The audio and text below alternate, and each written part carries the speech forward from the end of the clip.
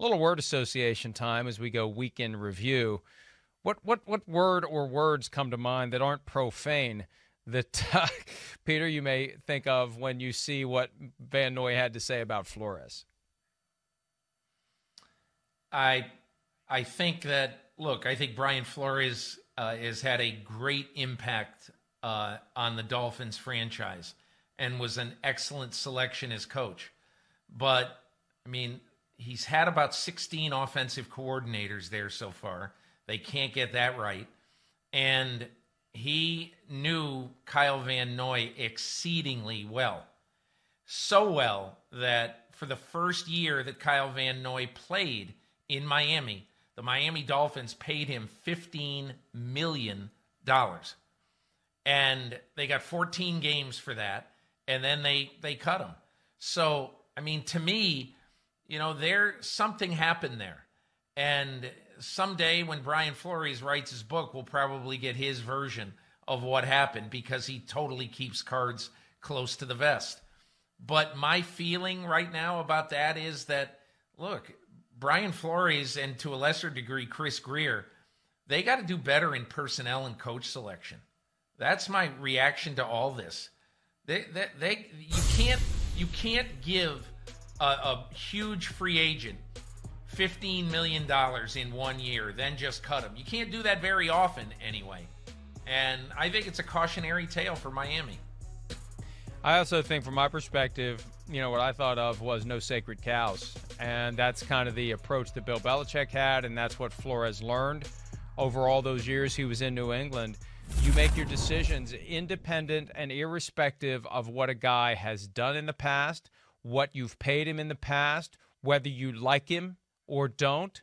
You have to make your decisions based on a cold, rational assessment of where your team is and where you want your team to go, even if it means making some dramatic changes. Flores isn't afraid to do that. Daniel Snyder is going to buy out his minority partners, Fred Smith, Robert Rothman, Dwight Scharr, had been trying for well over a year to sell their interest. They had found a buyer for their total interest.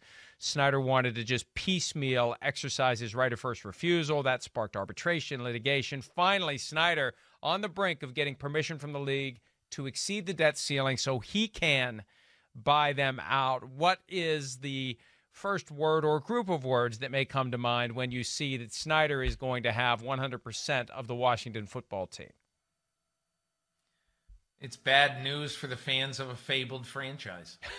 I don't see how Daniel Snyder owning this team is good for people who love the burgundy and gold. And look, he can do whatever he wants. He owns the franchise. The NFL has shown time and again that barring a horrendous situation, which I'm not sure what percentage, all of this stuff off the field with the cheerleaders and all that. I don't know. That's some percentage of horrendous. Okay, but I guess it doesn't rise to horrendous enough to make you sell your team. But you look at the history of this franchise under Daniel Snyder, it stinks.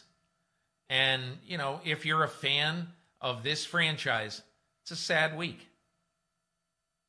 My first reaction was no forced sale.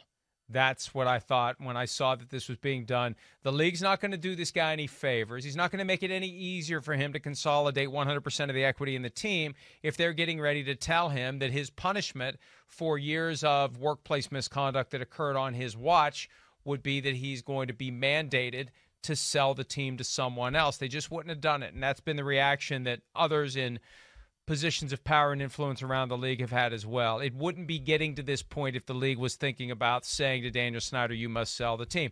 And you know what, Peter, I will say one thing. Him getting the extra 40% really doesn't matter as it relates to the control of the team.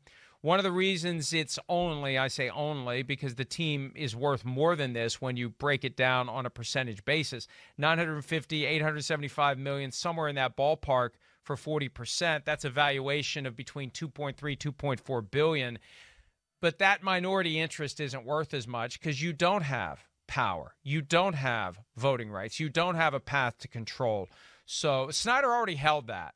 So this doesn't matter. This just means he owns it all. People just assumed he owns it all. Now he will own it all.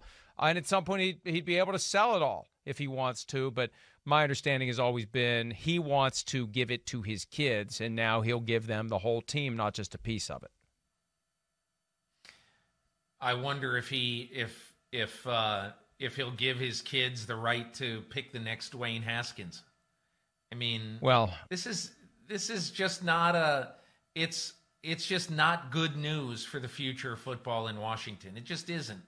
And I'm not saying any of these other owners are miracle workers. I mean, Cal McNair is doing one heck of a job in Houston.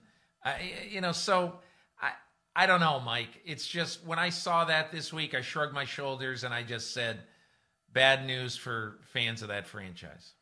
Good news is they've shown some things as you stack them up that give us reason to believe that a brighter day may be coming, but we'll wait and see how that plays out. Brighter days, obviously, in Tampa Bay. We talked about the possibility of Larry Fitzgerald earlier, but let's focus for now on the fact that 6 of their 8 free agents are back. When we saw this week that Ndamukong Suh is joining that list of guys who will be staying put, what was your reaction?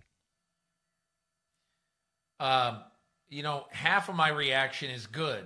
The band will be back together, and really, with the exception right now, the biggest one I think is Antonio Brown. He scored a touchdown in the Super Bowl. Brady really trusts him and all that. But, they've got basically everybody back. And I guess my only issue is, Bill Parcells had a famous saying that he would say 4 times a day if he said it once, which is, you never pick up one year where you left off the previous year.